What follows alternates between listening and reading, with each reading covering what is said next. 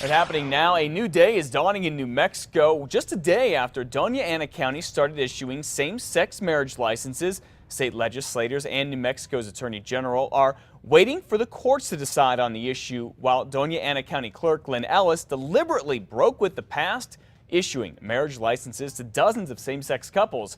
Mr. Owens agrees with what same-sex marriage advocates have been saying for months now, that New Mexico's marriage laws are not gender-specific. However, Attorney General Gary King does not see it that way, and he's cautioning New Mexico's county clerk against following in Doña Ana County's footsteps.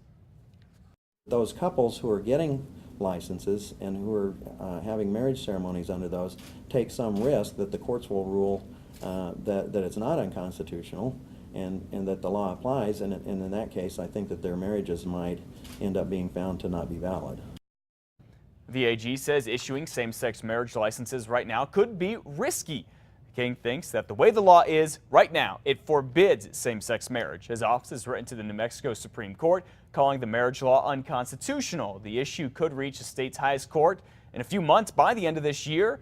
This, of course, started earlier this year when Santa Fe's Mayor David Koss and City Attorney Gino Zamora urged county clerks to issue licenses to gay couples because, in their view, state law is not gender-specific. Well, a lot more on this coming up in about a half hour. Stay right there. 5:02 now. A newly leaked video is kicking up some dirt in the mayor's race, keeping Albuquerque's police department mired in controversy. We got the video from a source of the mayor's re-election campaign. It shows police officers and other members of the Safe City Strike Force, which raids dirty and unsafe homes and motels, behaving very badly, making people from nuisance homes pose in front of red tags. It also shows the Strike Force created its own logo based on the so-called death card, the ace of spades there. At the time, mayor candidate Pete Dinelli was the city's public safety director and oversaw that strike force. The officers involved in the video were suspended, and Mr. Dinelli says he wanted them fired, but claims that Police Chief Ray Schultz refused. After reviewing the personnel rules and regulations, I felt there was grounds for termination, that there was totally unacceptable conduct, and I asked that they be terminated. He said no. My opponent, Pete Dinelli, has made his entire campaign centered around wagging his finger at the Albuquerque Police Department. That puts him right at the epicenter of the type of activities that we've put all these reforms in place to stop. The video's existence is one of the reasons the city recently settled a lawsuit about the strike force and his actions for $1.7 million. Now, even though police problems were not scheduled to be the prime topic, they ended up quite high on the agenda when the three candidates for mayor met in their very first debate last night before a group of women business owners. Getting control of the Albuquerque Police Department, which is a complete meltdown. We have an increase in crime, and my goal is to reverse that and to return to community-based policing. We've got crime at the lowest 3 years in 23 years on the FBI crime rate. And together we're going to continue to move Albuquerque forward. We're going to continue to be fiscally responsible. You and us working together are going to go out and add some jobs. I have a plan to fix the police department that is disintegrated. I have a plan to fix the educational system.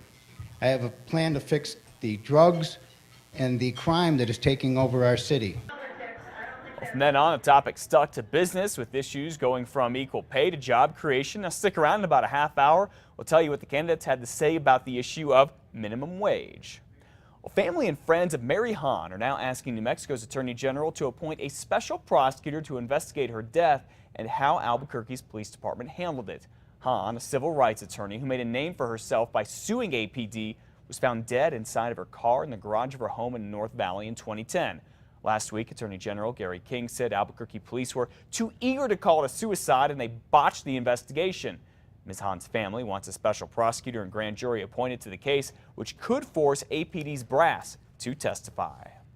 Well, for the very first time, state environment officials have given the go-ahead to start treating contaminated groundwater at Kirtland Air Force Base.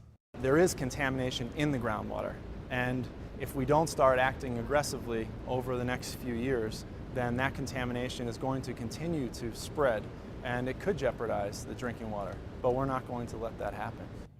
The state has set deadlines for Kirtland to begin using the groundwater treatment technology. Now, this is still considered an interim plan until all these people figure out a final remedy. Investigators discovered this spill back in 1999 when between 8 and 24 million gallons of jet fuel leaked into the ground.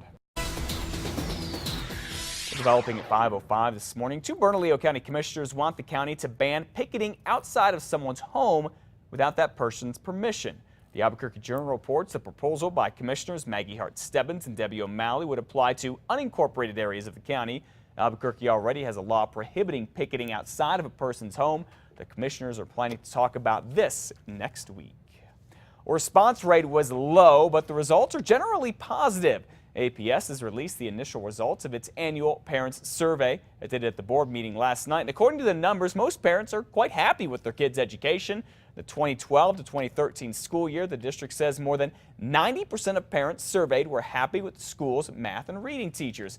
72% think the schools handle bullying well. Only a third of parents filled out and returned the survey to the district, just a third of them. All right, UNM's athletic director and football coach now weighing in on whether college athletes should be able to earn money from playing. Right now, college players get a full ride, basically a scholarship to pay for everything, but they do not get a salary and they're not allowed to sell their names or likeness. Although neither athletic director Paul Krebs or football coach Bob Davie think that players should get paid, both agree they deserve more than what they're getting right now.